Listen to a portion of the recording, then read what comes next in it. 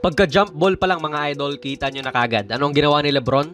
Talagang tumakbo doon sa pwesto niya. Usually kasi hihingi niya yung bola talaga dyan at siya ang magpapaikot. Pero dito, may set play kasi sila.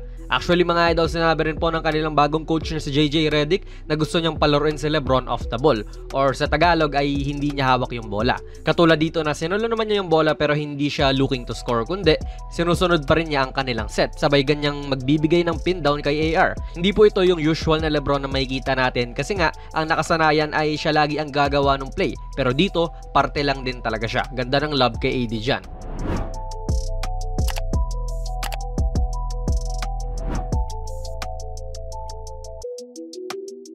Again dito, pangalawang possession pa lang nila at imbis na umatake kahit pwede naman, ganyan siya na nagsaset ng screen. Pwedeng decision to ni Lebron mga idol na wag muna atake ng atake, pero pwede rin naman na pinapagawa talaga ni Redick yan.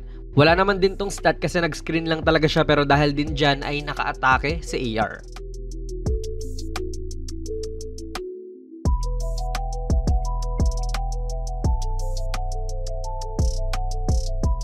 Pero syempre, Lebron yan, maniniwala ka bang mag-off the ball yan ng buong laro? Ilang possession lang ang lumipas, yan ulit ang usual na Lebron na kilala natin.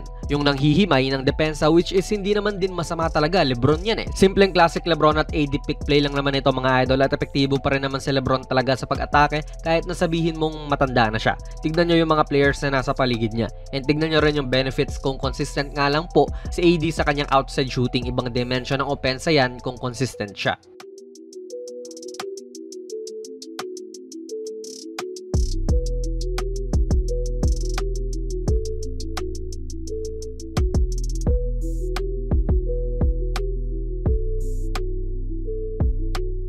Pansin din natin mga idol na sa 7:05 mark ng first quarter, pinalabas kagad si Lebron. Siya ang unang pinalitan. So ito yung diskarte siguro ni Coach JJ Redick sa pag-handle ng mga minuto niya. Maaga to mga idol kung tutuusin kasi usually kalahating quarter yan bago siya lumabas. And again, dahil nga tumatanda na rin talaga, do bumalik naman din to with less than 3 minutes left sa first quarter. Kapansin-pansin din mga idol na nagsalita si Coach JJ Redick nung classic lineup na may natural center, si AD balik sa 4, sabay si Lebron naman ay balik sa pagiging 3. Ganito yung klase ng lineup nila nung nag-champion sila. May isang magandang nangyari dito mga idol, pinaikot nila kay AD yung opensa dyan at may split action si na Gabe Vincent, pati Lebron dito malapit kay AD. Bagay actually itong si Gabe sa ganitong klaseng mga play kasi pwede siyang lumapit kay AD dyan para sa catch and shoot. Also, bagay din si Lebron dyan kasi ayaw nung kalaban na mag-switch yung gwardiya kay Lebron. Tulad nitong si Monte Morris nga. Talagang kain kay Lebron yan kung sakali. So walang switch, nahuli ang defender at nagka-easy layup ito.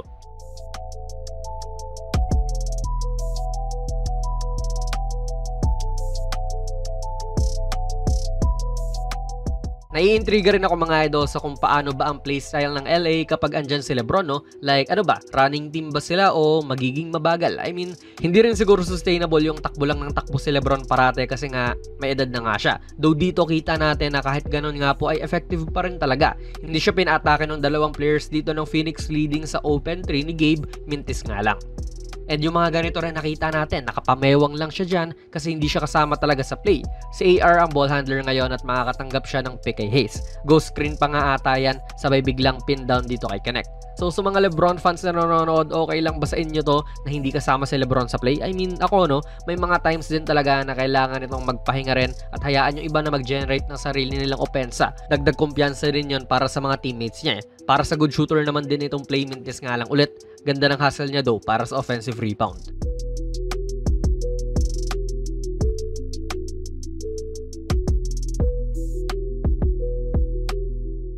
Dito sa Horns play naman may kita natin yung parang play na napag-usapan natin kanina. Pero si Hayes nga itong may hawak ng bola ngayon mga idol at another split action na naman po ito. This time, hindi po si Lebron yung magda-dive, si Reeves yun. At siya yung kumuha ng handoff. Pwedeng mapunta yung bola dyan kay Reeves or Lebron mga idol base sa sirkumstansya kasi pwedeng magkalituhan ang depensa pero dito nakapag-tres naman siya.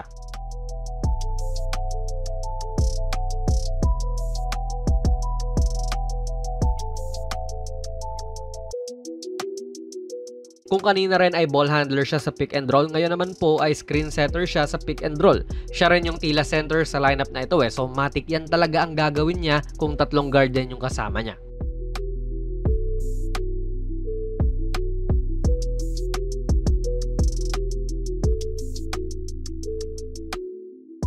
So maraming paraan din talaga gumana sa Lebron this game mga idol. May mga times na kasama naman siya sa play pero alam mo yun, hindi talaga siya yung nagtatanga ng bola. Meron din naman na siya yung kumakana. And meron din talaga na hindi siya parte sa play. Tamang balansehan lang din yan mga idol dahil na rin sa kanyang edad. Kailangang ma-preserve talaga yung energy niya para sa dulo. Naka 19 points pa rin naman itong si Lebron. Samahan mo pa ng 5 rebounds pati 4 assists at first half nga lang din po siyang naglaro dahil preseason pa lang naman. Ano po masasabi niyo mga idol kung paano gamitin po ni Coach Redick itong si Lebron? Ilagay nyo lang po ang inyong mga komento sa ating comment section sa baba. Plug na rin natin ang ating very first merch mga idol. Ako ang nag-design itong mala vintage na Kobe shirt, 689 lang yan. At ayan po ang nilalaman kapag bumili ka. PM lang kayo sa ating Facebook page for more info idol. Kung nagustuhan nyo po ang ating video ay pipindot na lang idol ng like button, mag-subscribe ka na rin sa ating channel at ako nga pala si Jonas PB and as always, hanggang sa muli.